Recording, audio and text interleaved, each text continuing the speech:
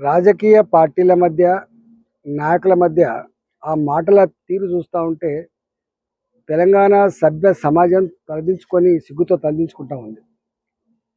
ఇవాళ మాటలు సరిపోవట్లేదని చెప్పి దాడులకు సిద్ధమవుతూ ఉన్నారు. కామారెడ్డి ఎమ్మెల్యే ఇంటి పైన, ఆఫీస్ పైన కాంగ్రెస్ పార్టీ నాయకులు దాడి చేయడానికి పోవడం అనేది అత్యంత హేయమైన చర్య. ఇది ప్రజాస్వామ్యానికి ఒక గొడ్డలి పెట్టి లాంటిది. అధికారంలో ఉన్నటువంటి కాంగ్రెస్ పార్టీ ప్రజలకు రక్షణ కల్పించాల్సింది పోయి ఇవాళ వాళ్ళే స్వయంగా దాడి చేయడం అనేటువంటి ఇది తప్పకుండా రాబోయే కాలంలో మూల్యం చెల్లి తప్పదని చెప్పి హెచ్చరిస్తా ఉన్నాం. ఇవాళ వారికి సంఘీభావంగా పోవడానికి ఎమ్మెల్యేలు ప్రయత్నించినా, ఎమ్మెల్సీలు ప్రయత్నించినా, ఎంపీలు ప్రయత్నించినా, భారతీయ జనతా పార్టీ నాయకులు ప్రయత్నించినా కామారెడ్డికి పోకుండా మేడ్చల్లో అరెస్ట్ చేయడం, ఇతర ప్రాంతాలు అరెస్ట్ చేయడం దీన్ని తీవ్రంగా ఖండిస్తూ ఉన్నాం.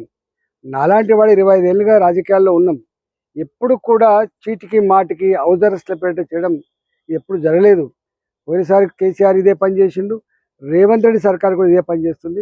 ఈ హౌస్ అరెస్ట్ల పేరిట నాయకుల యాక్టివిటీని నిలువరించడం, నాయకులు బయటికి పోకుండా చేయడం అటువంటిది ఇది మంచిది కాదు ప్రజాస్వామ్యానికి. దీన్ని ప్రజలు గమనిస్తారు.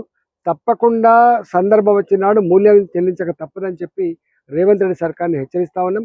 ఇలాంటి హౌస్ అరెస్టులు, చీటికి మాటికి పోలీస్ స్టేషన్లో కూర్చోబెట్టడం, ఇవాళ ప్రజాప్రతినిధుల యొక్క హక్కులు కాలరాయడం అటువంటిది ఇది కాంగ్రెస్ పార్టీ తగదని చెప్పి హెచ్చరిస్తా ఉన్నాం.